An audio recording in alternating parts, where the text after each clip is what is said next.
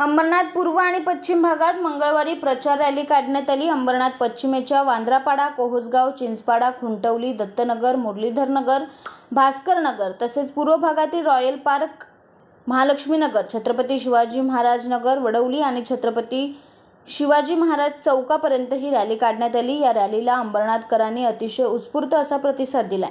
रॅलीत सहभागी झालेल्या हजारो नागरिकांसह चौकात अतिशय उत्स्फूर्तपणे आणि जल्लोषात खासदार डॉ. श्रीकांत शिंदे यांचे स्वागत करण्यात आले।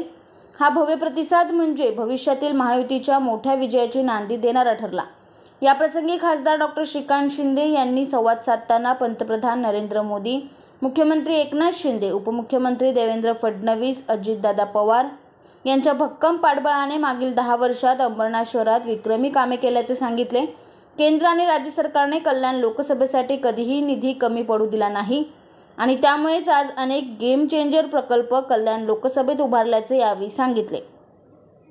भविष्यात आणखी चांगले काम करण्यासाठी आणि पंतप्रधान नरेंद्र मोदी यांना तिसऱ्यांदा पंतप्रधान करण्यासाठी आपण सगळे पुन्हा एकदा महायुतीच्या उमेदवाराला भरभरून मतदान कराल असा विश्वास याप्रसंगी व्यक्त करत येत्या 20 मे रोजी मोठ्या संख्येने मतदान करण्याचे आवाहन यावेळी केले।